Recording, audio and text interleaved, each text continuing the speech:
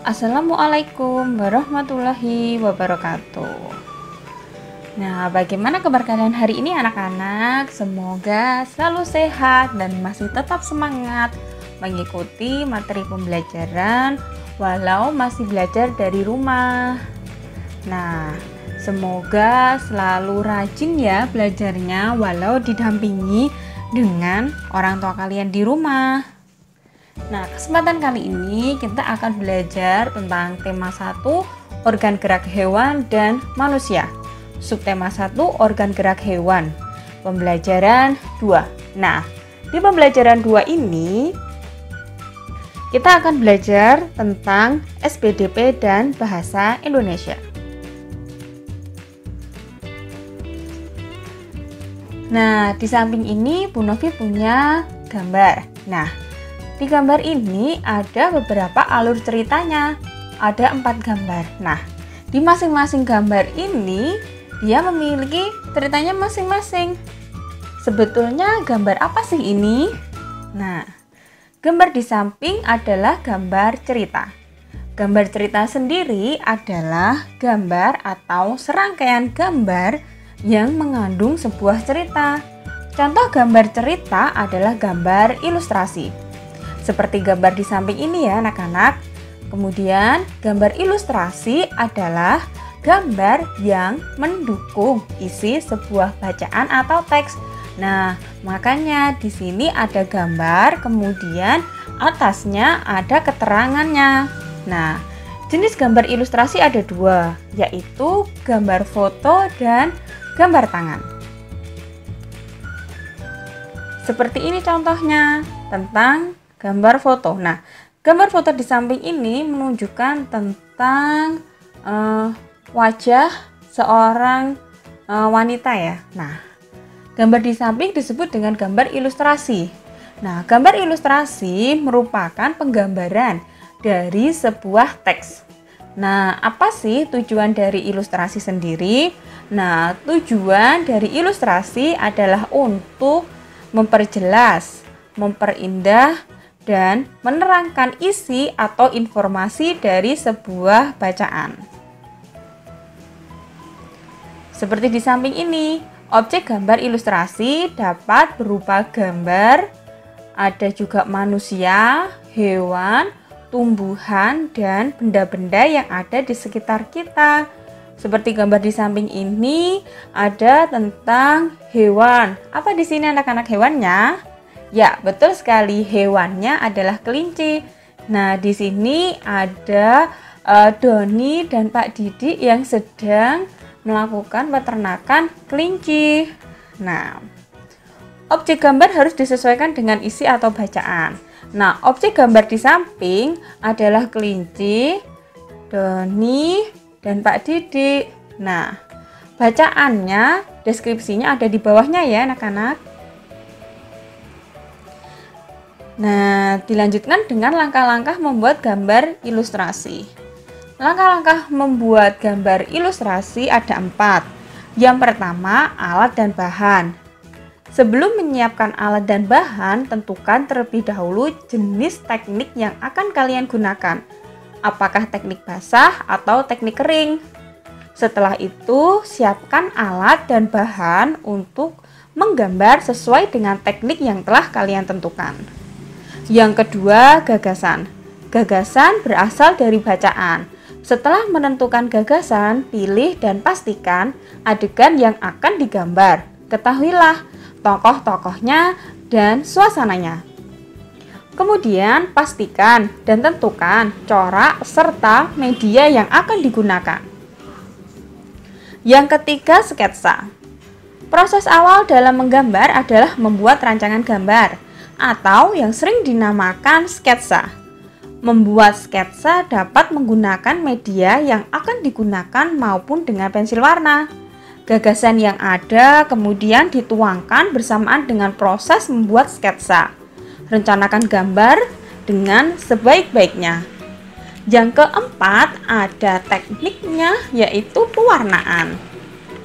Nah, setelah sketsa selesai dibuat, kalian dapat melakukan pewarnaan. Pewarnaan dalam menggambar ekspresi dapat dilakukan dengan dua corak, yaitu corak realis dan corak non-realis. Kalian pun juga dapat menggunakan cat air, cat minyak, pensil warna, dan spidol untuk melakukan pewarnaan.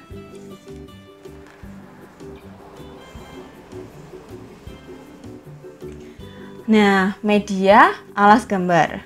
Media alas gambar adalah media gambar yang bisa digunakan untuk menggambar adalah media alas dan media pewarnanya. Media alas gambar. Media alas adalah media atau tempat untuk menuangkan gambar.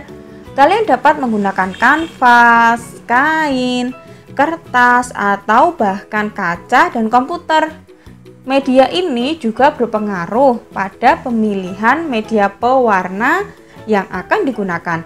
Selain itu juga berpengaruh pada awet dan tidaknya hasil gambar pada saat disimpan. Nah, kita berlanjut pada media pewarnaan. Nah, siapa yang tahu gambar yang ditampilkan di sini? Ya, betul. Ada pensil warna dan juga cat air. Macam dari media pewarna, yang pertama ada pensil warna. Pensil warna banyak mengandung lilin, pilihan warnanya pun banyak sekali. Tingkat kesulitan menggunakan pensil warna disesuaikan dengan kualitas pensil. Makin bagus kualitasnya, biasanya akan makin mudah untuk digunakan. Nah, selanjutnya ada gambar cat air. Cat air adalah pewarna yang terlebih dahulu dicampur dengan air sebelum dipergunakan. Ada dua macam cat air, yaitu transparan dan tidak transparan atau non-transparent.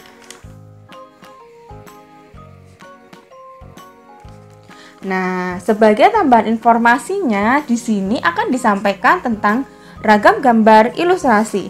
Yang pertama ada cergam.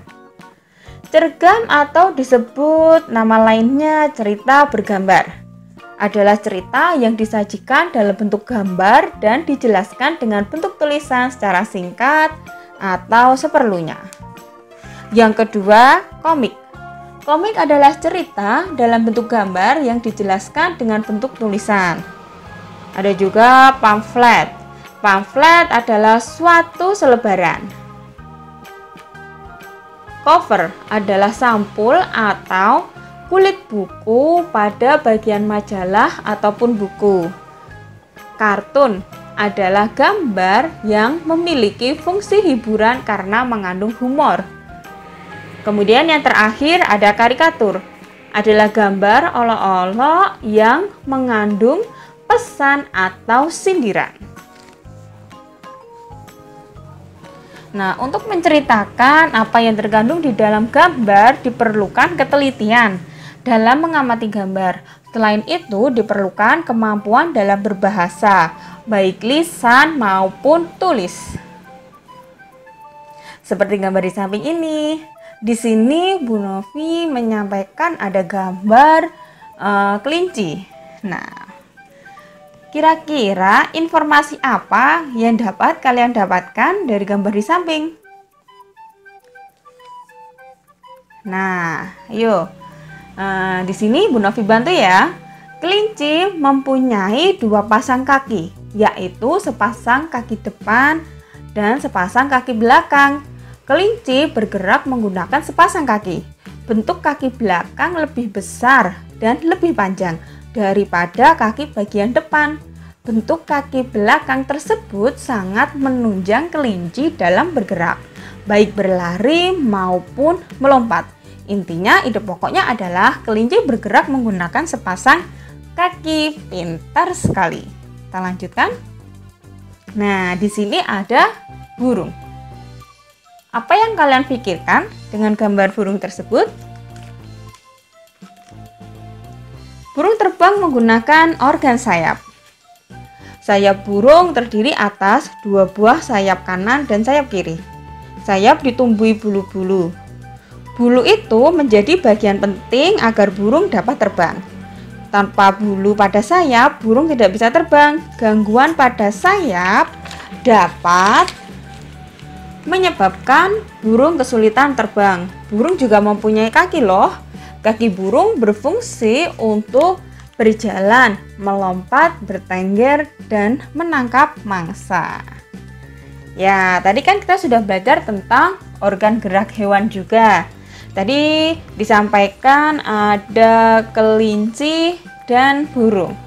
Nah, ayo mari kita identifikasi organ gerak hewan di sekitar kalian. Ada ikan, katak, ular, ayam, kadal, kambing, sapi, kuda, kucing, dan tikus. Coba kalian cari nama organ gerak dari masing-masing hewan tersebut. Kemudian tuliskan fungsi dari organ gerak tersebut. Kita lanjut, ide pokok dan kalimat pengembang. Apa sih yang dimaksud dengan ide pokok? Ide pokok adalah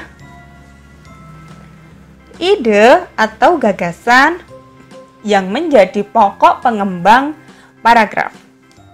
Nah, kalimat pengembang adalah kalimat yang menjelaskan kalimat utama. Nah, di sini Bu Novi bantu dengan contoh sebuah paragraf.